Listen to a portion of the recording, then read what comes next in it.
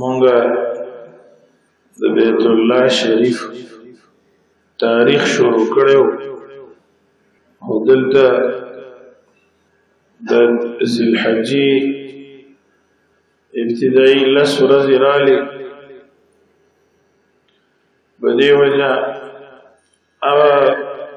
بیان موږ په هغه ځای باندې ودرو او د دې ورځو شپو چې کوم خصوصي فضیلتونه او ثوابونه راغلي دي د دې ذکر کوو په دې وجه ان شاء الله هغه بیا بل وخت هم بیانېدی شي او دا ورځې د لوی اختر د میاشتې لومړی لس د دې ډېر فضیلتونه راغلي دي او ډېر لوی برکات یې راغلي دي په احادیثو مبارکو کې نو دا اهم دي چې بیان یې الله جل جلاله قرآن کریم کی فرمائی والفجر ولیال عشر قسم دے په سحر باندې او په لسو شپو د ذی الحجه باندې فجر نه مراد عام د سحر وخت دی د هر ورځې سحر ته مراد دی د سحر په وخت کې ډېر لوی برکتونه وي ډېر لوی خیر منځ د سحر ډېر مقام اوچت لري دی وخت کې دعاګانې قبلي ذکر اذکار ډېر د انسان د اصلاح لپاره تحصیل لرونکي وي پکې دیو جن د الله پیغمبر صلی الله علیه وسلم دعا فرمائی اللهم بارک لامتی فی بکورها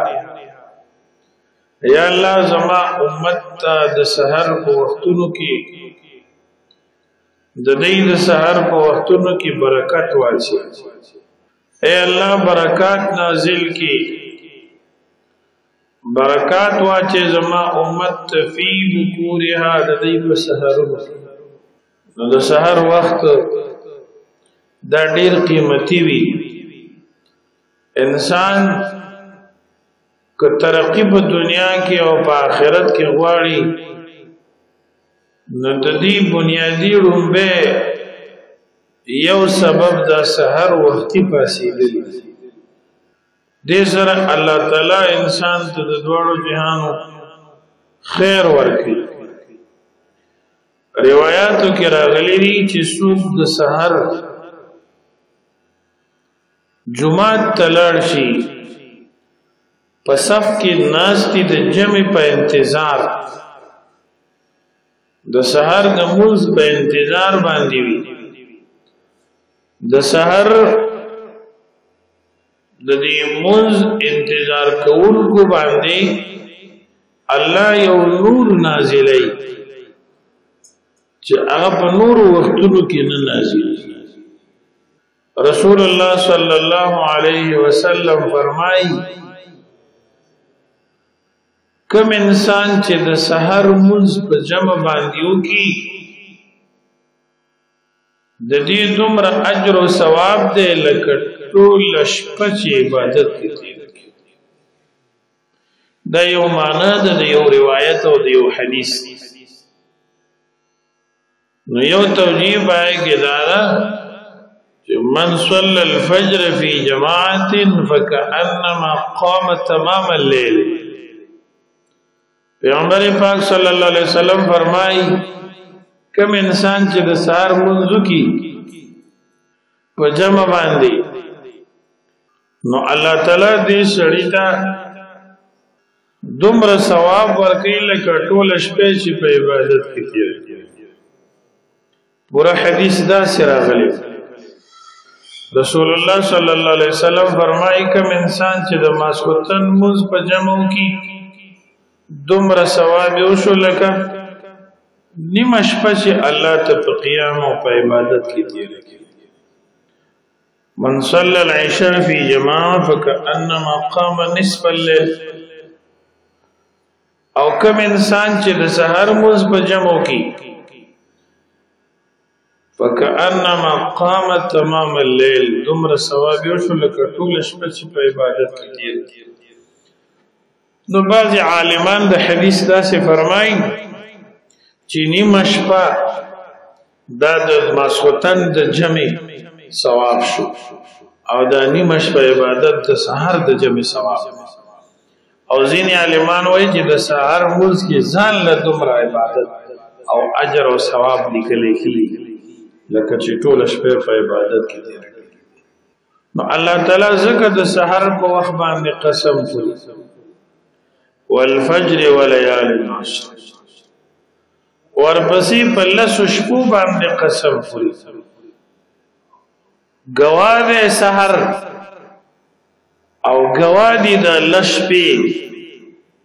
لسو شپو نه مراد د لوی اختر د میاشتې لومبۍ لشپې د ذی الحجې ابتدایي عشره ده چې دا ډېر لوی مقام لري. پیغمبر علیه الصلاۃ والسلام فرمایي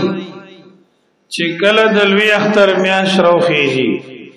د دې دا لومبنۍ لس ورځې لشپې ډېر لوی مقام لري. عرض دا کومه دوستان دا ډېرې مبارک ورځې دي مبارک وختونه دي ساعتونه دي. الله پاک جل جلاله فرمای عقل من خلق بدین برخل هل فی ذلک قسم لذی حجر آیشتد پدیش پورزو کی عیسا برخه غسل عقل مندو دو پارا یعنی خيار خلق چې دي هغه د شپې ورځې نه ضایع کوي. خصوصا د رسول الله صلی الله علیه وسلم دنیا ته تشریف وروړو سره او دنیا ته تشریف وروړلو سره د شپو ورځو نه سپیرواله مکمل ختم شوی دی. نو اس پیرواله نشته د دې امت لپاره نه پشپک نه پورس. الحمدلله بل فیدا انسانیت الله دا ور کړی دا چې بعضی میاشتې بعضی شپې بعضی وختونه الله نورم برکتی ګرځولي. نو سپیرواله بدخیره خو پکې نشته خدا شتا چې بعضی شپې یا بعضی ورځې یا بعضی میاشتې په نور باندې مرتبه لري چتواله لري. لکه د جمعې ورځ او د جمعې شپه ډېره مبارکه برکات بشمار دي. او یو ظاهري برکت دا دی چې د جمعې په ورځ مسلمانان د جمعې مونځ کوي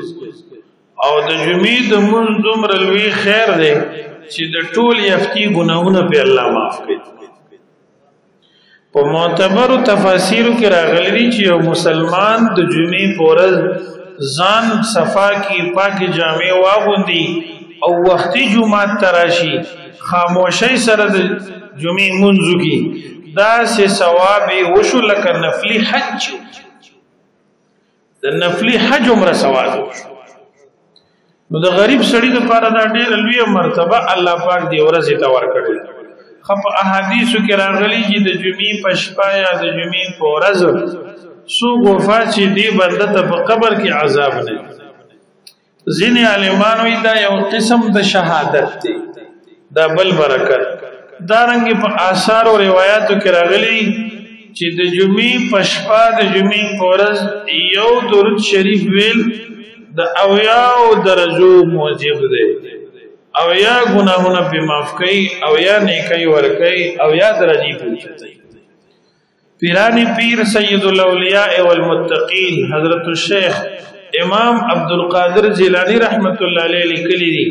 چې د جمعې په شپه د جمعې په ورځ هر نیکی پاویا چند ایسات. سبحان الله دا برکتونه دي. يهود او نصارا دا کوشش کوي چې دا مفتو کې کم خیر دی مسلمانانو ته ملاو دي عمومي اجتماعي برکتونه چې مسلمانان د دین محروم شي او د مسلمانانو په ذهن کې او په زړونو کې د جمعې د شپې د جمعې د ورځې او د دې مبارک وختونو ادب احترام او عقیدت ختم کړي. يهوديان د خالی په ورځ ځان اوسګارۍ د کارونو او د خالی ورځې ته مقدس وي. عیسیان د اتوار ورځې ته مقدس وي. مسلمانانو د پاره د جمعې ورځ مقدس ده. د جمعې په ورځ آدم علی السلام پیدا شوی. د جمعې په ورځ دنیا نه پرده شوی او د جمعې په ورځ به قیامت هم راځي. استغفر الله. دیو جن په آثار او روایتو کې راغلي دي چې د جمعې په ورځ دا ټول حیوانات دا زناور دي د غوګونو چت نیولي یریږي چې چرته قیامت راشي. نو جمعه هډیر لوی مقام لري، ډیر اوچت مقام لري. دا سیدا رمضان میاش د محرم میاش لسم تاریخ د محرم الحرام چې عاشورا وته وي د عرفه ورځ د اخترونو ورځ دا د برکاتو او د اضافي اجر او ثواب خاوندان دي. الحمدلله. رسول الله صلی الله علیه وسلم فرمایي چې ډومبنای لسورځي د لوی اختر د میاشتې پدې کې یو روزه نیول د یو کال نفي روزو برابر ثواب او ارشپا دا د ليله القدر برابر. نو دا نه شپې سبحان الله دا نه لشپې ارشپا بقول رسول الله صلی الله علیه وسلم او د احادیث مبارکو پرانا کې د ليله القدر برابر مقام لري. الله پاک دې موږ تاسو دینه مستفید وګرځي. تاسو سنن د بهقي شریف کې حدیث ده چې د عرفه پورس چا روزونی ولا د عرفه روزه د زرو روزو برابر ده. او د الله پیغمبر صلی الله علیه وسلم فرمایي صوم يوم عرفه احتسب عند الله ان يكفر السنه التي قبلها والسنه التي بعدها. دا الله نه قوي امید لرم. سید الانبیاء والمرسلین حضرت محمد صلی الله علیه وسلم فرمایي دا الله پاک نه امید لرم قوي تم لرم چې د عرفه پر وجنی ولو باندې به الله د یو مسلمان د 2 کالو ګناهونه معاف کړي. سبحان الله. د یو تیر شوی کال او د یو را روان کال سبحان الله. دا برکات تی کندي ته اوس برکات نه ویلېږي څومره وی خیر. ذکر الله تعالی سورۃ فجر کې فرمایي هل فی ذلک قسم لذی آیشتره پدې کې برخه غستل عقل مندو لپاره عالمان دي ته استفهام تقریری وي یعنی شته او خيار خلق به دا ورځ نه ضایع کوي د دې ورځو په قدر کوي د دې په احترام کوي. اوس تاسو ته طریقه خیم زما عزت مندو چې موږ تاسو خدان ته مصروف خلق وایو وای موږ ډیر بیزی خلک یو ډیر مصروفه الکه سم مصروف ته دي د کشمیر دی فتح کړي یا د فلسطین جهاد ته رواني دي نو بیا ټیک ټک د سي خالق کیایو اشتیا مصروف دي خو چت کار ده هغه مصروفتیا همون الله رسول غواړي چې د خیر کار کوي. آیا د قبر نه خطرناک زیبل شته د قیامت نه ترخه ورځ بل شته د زنګدن د سخت نه بل لوی سخت شته چې موږ دا ټولې ریکړې وي او صرف د دنیا حرس یا د دنیا د ډیرولو د تقاضې موږ مخې کړې دي. زما معزز او مشرانو قبر او آخرت ځان د لپاره تیارول دې د لپاره هم پیدا یو. سونه کولې خبره کړې ده امام مالک رحمت الله علیه هغه وايي امام مالک رحمت الله علیه چې یو مؤمن هغه آخرت نشي لري دا نه مرګ نشي لري. به مثال ورکړی دی وای د یو ګډي یا د یو چیلای په مړای کې چې ستنه لاړ شي یا ازغې لاړ شي نو دا فوري نه مړه کېږي نه مري ژر د دې ستنې یا د دې ازغي سره هغه خوراک هم کوي څښاک هم کوي خو دا ستنه دې نه نه هېرېږي دې کې ستن ده نو ډېر په قلاره اوبه څښي او ډکې ډکې ګیا هغه اوچتوي خوراک هم کوي سرن هم کوي ګرځي خو دا ستنه د دې ګډې یا چیلۍ نه نه هېرېږي دا شان دی دا مرګ به مؤمن ته داسې مخې دی دی به خاندي دی به د دنیا منډې ترڼې هم وایي مړی ژوندی به هم کوي او بچوله به مخ ورکوي دکان او پټي ته به مخ ورکوي خو مرګ به ورته داسې یاد دی او کله چې یو سړی دې طرف ته متوجه نه و د هغه په حال باندې افسوس پکار دی الله پاک دې موږ تاسو د قبر د تیاری والا کارونو دپاره قبول کړي نو دا مبارک ایام دا څنګه تیرول غواړي نور څه خاص خبرې نشته دی ومقته زړې خبرې دي چې یو خو به 5 وخته مونځ د دې اهتمام وکړي په دین کې چې کوم فرایض راغلي دي په هغې کې هېڅ رعایت نشته هېڅ نرمي پکې نشته که په دې کارونو کې چېرته نرمي راتلی دا به فرض کېدل نه د مونځ معافي چاته نشته د زکات معافي نشته د روژې او د حج معافي نشته نو باید چې 5 وخته مونځ هغه موږ پکې په جمع سره وکړو نو دا ورځې به موږ تاسو لپاره ډېرې قیمتي ثابت شي دي خو قیمتي په خپله خو موږ دپاره خبره د ځان کوه او که داسې په غفلت دي نو داسې خو په حیواناتو هم دا وخت تېرېږي په ځناورو په کافرانو هم تېرېږي دویمه بنیادي خبره دا ده چې سړی یو 2 رکعته نفل هر منځه سره کوي ډېر که کوي ډېره ښه خبره ده خو هسې نه چې د ډېرو په نیت باندې هغه لږ هم پاتې شي نو چې سړی ماسپښین راتلو د خپلو 4 سنتو نه مخکې که 4 رکعته نفل نشي کولی نو 2 رکعته 4 رکعته سنت د ماسپښین چې دي د دې نه مخکې چې سړی 4 رکعته نفل وکړي داسې ثواب یې دی لکه تهجد چې وکړي او پیغمبر علیه السلام ډېر په اهتمام باندې دا کول ترمذی شریف کې حدیث دی رسول الله صلی الله علیه وسلم نه چا تپوس کو د الله پیغمبر تاسو دا ولې کوئ دونه په شوق او په پابندۍ وې دې وخت کې د اسمان دروازې کولاوي مکروه وخت ختم شي نو دې وخت کې د اسمان د رحمت دروازې کولاويږي نو زه پکې مونځ کوم دا بهتر عمل دی چې زما دا بهتر عمل روږدی الله ته پیش شي سبحان الله نو که 4 نه کې 2 رکعاتو صحابه کرامو نه چې تهجد یا د شپې تلاوت یا ذکر قضا شو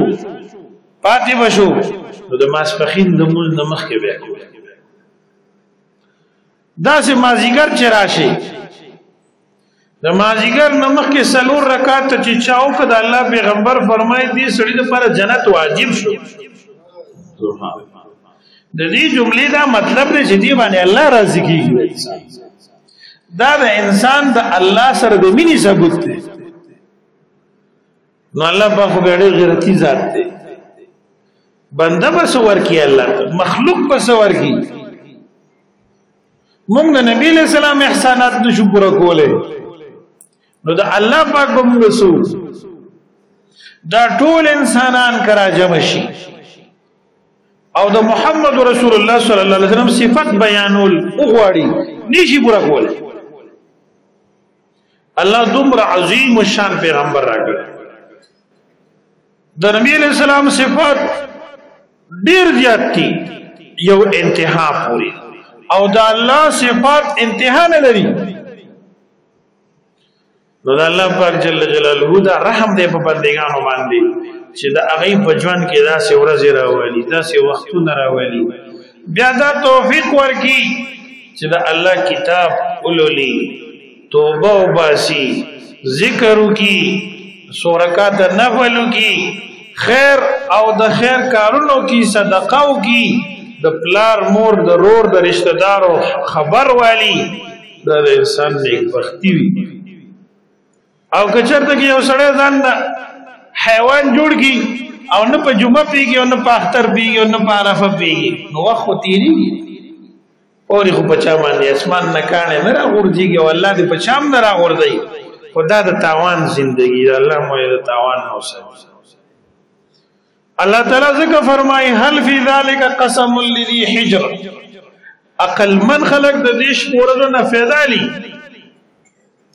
رسول الله صلی الله علیه وسلم فرمای په دیش پورو کې تاسو سبحان الله ډیر وای الحمدلله ډیر وای لا اله الا الله ډیر وای نو یو دا نفل بکوي ماسختن مازیګر مې ویلې ما خام پسې چې 2 رکعات سنت دیوګه شپږ رکعات نفل کې هډېر لوی ثواب دی او وادي روایتو کې راغلي چې کوم بندا د ما خام نرسو شپږ رکعات نفل کې د 1200 کالو د عبادت ثواب او یو صحابي رسول الله صلی الله علیه وسلم پسې د ما خام منځو پیغمبر علیہ الصلوۃ والسلام باندې تو درې ما خام پسې جمعات کې سنت یو او بیا نفل کول صحابي وې زده ماسختن باندې لرالم بیا نبی علیہ الصلوۃ والسلام لګیاو مونږه کول نفلونه کول وې مو ته عرض کړه الله پیغمبر هغه ما خام نه چې تاسو نفل شروع کړی او مونږ شروع کړی کوړه نه تلی ویراته و فرمایل چې هغه چې زمونږ نه کوم نو په دې حدیث کې خو یو دا خبره ده چې د جمعات کې سنت کول ګناه نه ده څه شي وای نبی صلی الله علیه وسلم جمعات کې سنت ما هم سنت جمعات کې کړی د سار سنت هم کله په مسجد کې کړی دی او اکثر کور کې کړی اوس وخت کې په جمعات کې سنت کې مسله دار علماء کرام وایي ځکه بار چوزي خلک بتوي چې چرنده کې وبوي کنه وی غاړو کټېری څنګه او پټېری څنګه د سنت او فرض ومنځ کې دي چې دنیوي خبرې وکړي د سنت او ثواب کم شو ماسپخین چې د سنت وکړه مهرباني وکړي فل مبارک ابا بن کې او ذکر وکړي کدا سنت په سنت طریقه کول غواړي نو طریقې دارا ګوره دا د فقه مسائل که په دې مسلو باندې زموږ عمل وینو د جمعتون به د جمعتون شکل پیش کړي امن بھئی ذکر بھئی تلاوت بھئی د چا په عبادت کې به خلل نه پیدا کیږي د چا په دعا کې د چا په وظیفه کې به فرق نه راځي او کله چې موږ فقهي جزئیات او د علماء کرامو نصیحتونه او ارشادات نظر انداز کو نو بیا زموږ د عبادتو خیر دی تاسو ګورئ سرتور سر ودرېږي چې څنګه ودرېږي بس پوزه کې بکار شروع کی نه دلته تړي ته بیبي باندې کوم ځای کې نه تړي چې تا دلته وته ته خو سړی او پوزه کې کار شروع ټوپه نه په سر کړ کله لمن داسې کی کله داسې دا مونږ دې ته الله ته ولاړې او په دې منځ به تا خدای وبخي دا دونه کولو چې ولاړې الله دې پوهه کا دونه کولو دې دا په یو مذهب کې نشته په حدیث کې شته نه په قران کې شته څه ضرورت ته او ته چې د آخرت لګوګت کې ته داسې ودرېدې شي ته بیا خپې راغونډې هم دې مار بخپې داسې کې دا په منځ کې راغلي الله تعالی فرمای الذين هم في صلاتهم خاشعون مسلمان په منځ کې عاجزي کوي او چې وته یو سپینګیره یو مشروعي چې بچی ټوپه په سر هوا سر تور سر مودريګا دا چې جګړې د سره شروع کی چې دا په خپل خبره خپې باندې دا نظام غلط دی دوستان الله تعالی خو موږ تاسو ته موقع راکړي موږ تاسو ته فرصت راکړي توفیق راکړي او که انسان طلب شروع انسان کې احساس پیدا شي احسان انسان په خپل کردار باندې سوچږي چې دا څه کوم ډیر خلک په دې منځ باندې ځان خلاصي د جهنم منځونه کوي الله پاکي آزاد کی د جهنم او ډیر خلک ځان د منځ نه خلاصي یو ځان په منځ خلاصولي یو ځان د مز نه خلاصو یې کفایت نو عرض مې دا کولو که شپږ رکعاته نفل نشي کولی دعا وکړئ څلور وکړئ ماښام او ماسخوتن میز کې چې څوک نفل کوي قرآن پاک نه معلومه ده چې دا سړی جنتی دی دا د جنتیانو صفت دی چې دی به د جومات نه منډه نه وهي سبحان الله اوس موږ ته خلک دا چل ښیي چې غر وهه دا زموږ دوست نه دی دا نه شریعت سره مخلص دی او نه امت سره مخلص دی امام بخاری باب تړلی دی باب مکس الامام فی مصلاه بعد السلام امام چې منځو کې په مصلی به ایساریږي بخاری شریف علامہ بدر الدین عینی شرح بخاری کی لکھل دی لدعاء او لتعلیم علم چې مولا سے مول دیو کا دعاو کا اس خرچہ دے پہ نہ رہے تکلیف نشتا مختصر دعاو کا ځان ته موکا دی قوم ته موکا تو ګوره چې تا ته خدای سونه خیر درګي تا د مونږ عزت وکړو تا د ناستو تا پسې ولاړو سپینګیرو ځوانانو بچو عزت وکړو مولانا رشید احمد صاحب گنگوہی رحمت اللہ علیہ لیکلی چې څوک مانځه پسې دعا نه کوي دا وال غواړي یقینا چې وال غواړي دله سزا ورکول غواړي مونږ وروره سیوا بچې جومات ته راشي نیت ته داسې څنګه چل خو زده کړي که خو داسې مه کوئ ښه داسې بیا به داسې الله د داسې مونځ نه مې وساتي خو مونځ نه دی دته وایي چې تا دې ځای کې نیت وتړو بیبي باندې کوم ځای کې نیت تړي دا خو د زنانو ځای د حضرت علی رضی الله عنه ارشاد دی دا سنت طریقه ده چې د نوم نه لاندې نیت وتړي موږ حدیث دی او دا عقل موي لاسونه کتای ځوړندي توجه دی برابرۍ نظر دی ښکته کدل ته نیت وتړو دلته ستړی کېږي بیا داسې کې تاسو ته ګوري کده غواړي که نه غواړي په اوږد قیام کې به حرکتونه کوي او مانځه کې حرکت نشته د الله پیغمبر فرمایي اسکنوا فی الصلاة آرام سره ورېږئ په مانځه کې دا حدیث دی مسلم شریف عقل ښه شی دی خو د بعضو خلکو په پوندو کې هم دی سر خو پرېږده تاسو خو یې عقل یې پوندو کې دی که نه خو زه هم په پونده کې هم دی کم خلک چې په اسلافو بد وایي په څلورو مذهبونو بد وایي دا په صحابو بریک نه نیسي په امت کې په اجماعي مسالو باندې حمله وري نو دا خو وړې خبرې د تخکار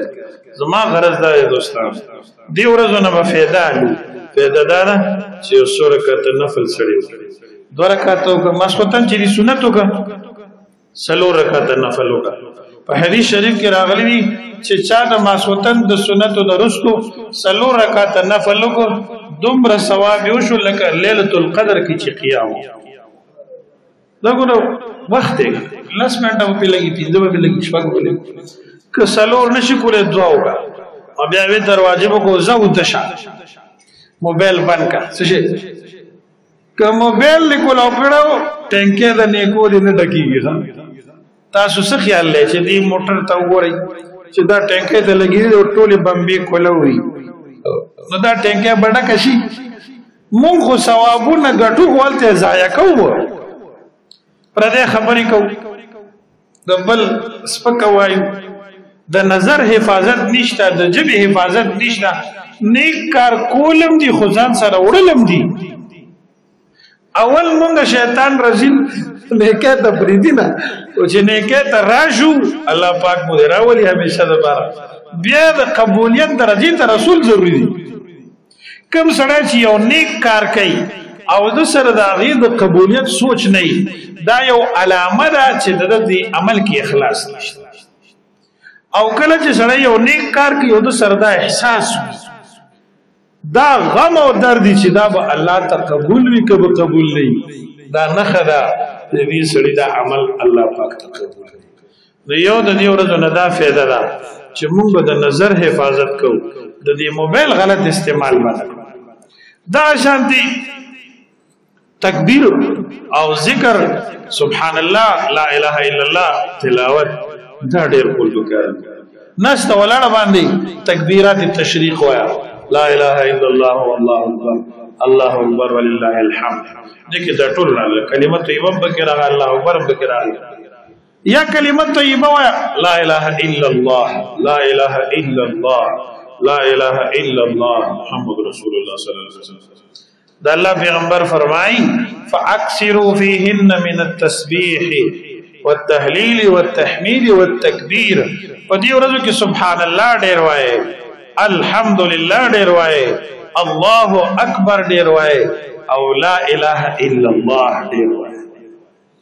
دا د ورځو نه فایده واستل دا د ورځو صحیح استعمال دا شانتي انسان د ګناه نه ځان وساتي اصل تقوا داری دا ترک د ګناه پرې خودل چې سړی کبیره ګناهونه پرېږدي دا نوجوان دی نو دا ځوانۍ کې چې دغه کیفیت وي دا د الله ولی دی د الله دوست ځوانۍ کې نفلي کارونه دې پکې نه زیاتي هېڅ نفل دی نه کوي خو چې فرایضو باندې پابند وي او د ګناهونو نه ځان ساتي خواجه عبدالمالک صدیقی رحمت الله علیه فرمایي زه یقینی طور ویم چې د الله سره دومره قریب تعلق دی چې د په الله باندې حق دی چې الله دې خپل دوست وکړي سبحان الله نن موږ د ګناه په باب کې ډېر کمزوري خو کارونه به کوو د ګناه ماحول راځي بیا ګناهونه در ګناهونه شروع شي بریک نه نیسو الله پاک دې موږ تاسو ته پرهیز نصیب کړي صوفیان وایي اهل عرفان وایي دا ګناهونه چې دي دا د کفر ډاکیان دي المعاصی برید الکفر گناهونه سړی کفر ته راکاږي برید ډاکی ته وایي دا پیغام چې وړي نو دا ګناهونه دا د کفر ډاکیان دي سړی کفر ته راکاږي الله دې هر مسلمان د هر قسمه ګناهونو نه وساتي او هر چاته دې الله تعالی د کفر نه پوره حفاظت وکړي بل بنیادی خبره ده چې کوم حضرات قربانی کوي قربانی واجب ده ډېر ضروری ده وختي ماته مرګري خبر وکړه د جنازې نه مخکې وایي مولوي صاحب هغه معلم چې چا سره یو توله سره زری کنه په دمم قربانی وي ما وی بپی ما ته مشر مفتی صاحب یاد کوي چې هم وی چې یو بپی تم وی چې ما سوق وای دا هر چا سره شته دی مې دا خو ډېر ښه دی چې هر چا سره د زنانو عزت پکار دی د ښځو عزت پکار دی اسلام دا وایي والی چې تا سره پیسې خپلو بیبیانو له کالی والی دې خو ثواب دی اجر وایي نه که نه ما څه چل مطلب دې څه دی وایي چې سونه به ورسري پیسې به ورسره نه ما پیسې ډېرې اوچت شی دی که سره زر اوچت دی تاسو پیسې خو داسې کاغذ دی د پیسو دا ټوله ویلي او د دې شاته سره زر تاسو به کتلي د معاشي مسلې مخکې سره زر او سپین زر بیا د صرافانو داسې چیټای کاغذونه رسیدونه جوړ کړه چې چا سره به څونه سره زر د هغې مطابق به د سره رسید دا سونه وړل ګرځول د غلغدو خطرې د وجې نه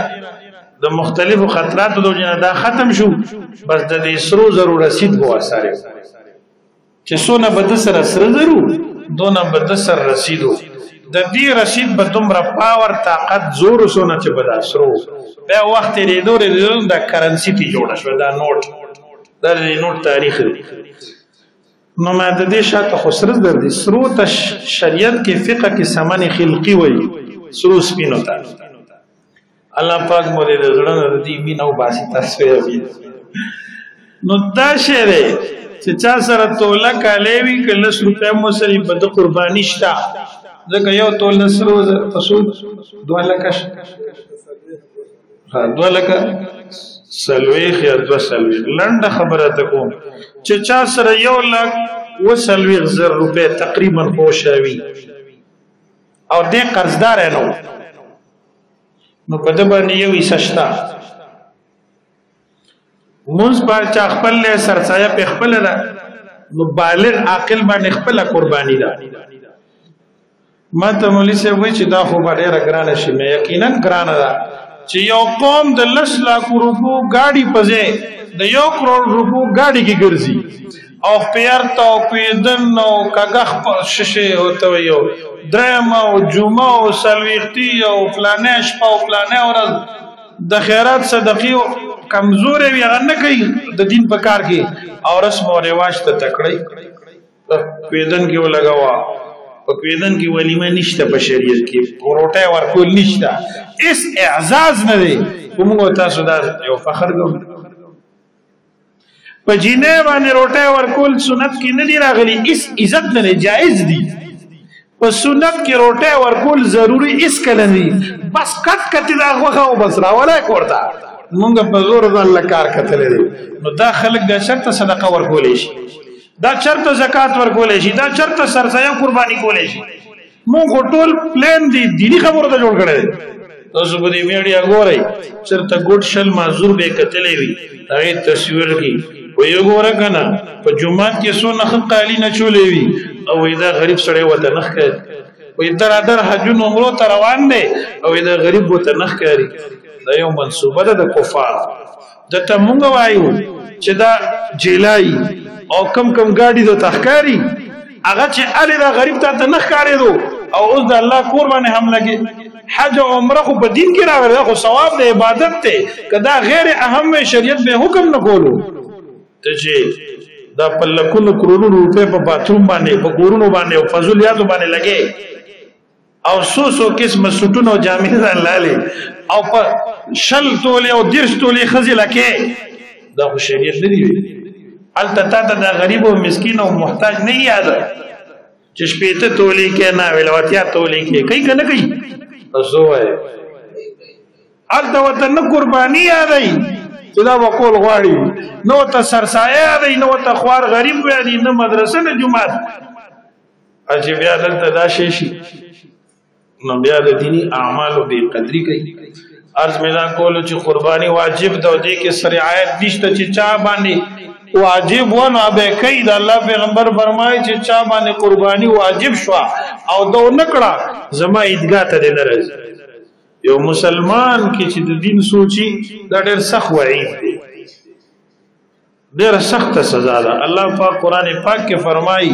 فصل لربک وانحر موږ کا خپل رب د پاره قرباني کوا خدای الله د رضا د پاره به قرباني کوو سنه خالص د الله د رضا لپاره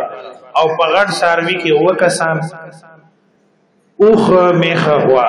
وکسان یادو نه کم کسلورو ک پینځو ک تاکو کو جوړتو یک سفر نشتا او په واړو کې ګډ چيلي کې یو کس اگر که خټ شوی یو کس زیات نه عمر سره د غوا میخي 2 کاله چې یو ورځم پکې کم نوي خود درنوي خو مصالې او خوراکونه دې پتا کړی او کله 2 کالو نه یو ورځ کم وا په دې قرباني نکی چيلي کې یو کال په ګډ کې مغوردار چې یو کالي البته کله شپږو میاشتو نه اورېدلې بچي د ګډو خساتل شو غټو نو په ګډ کې بیا د شپږو میاشتو نه چې اورېدلې وي کله کال نه کم مو پای قرباني روانه 3 ورځې قرباني وي ورته چې لومبه ورځ باندې وشي په دویمم کې په درېم بس قرباني تمره اهمه ده چې یو سړی 1000 روپے صدقه کی 1000 روپے او بل طرف ته 1 روپے د قرباني په باب کې لګي د 1000 روپو صدقینه د 1 روپے چې په قرباني کې لګیدل د دې ثواب زیات پیغمبر علیه السلام فرمایي چې د قیامت پر ورځ به د قرباني کوون کی کما قربانی چې د کړی دا کم ساروی چې دلال کړی دی د هغه د وختو په مقدار بدته نه کېو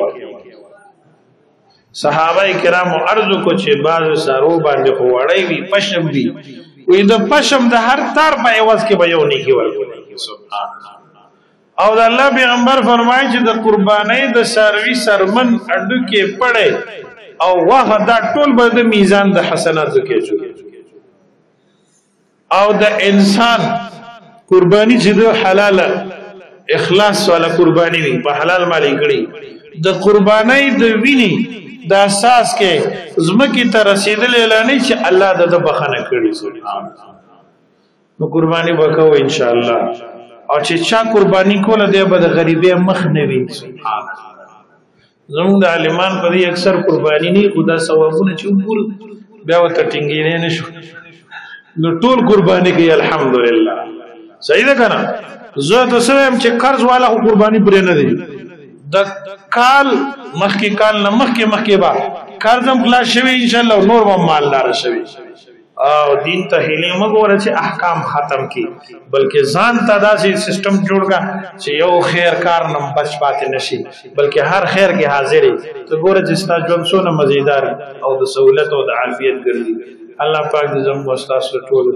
خیر نصیب کړي الله پاک خاتمه بالایمان کړي دعا وکړي چې الله زموږ استاد دې شپورو خیر او برکت په مفت کې نصیب کړي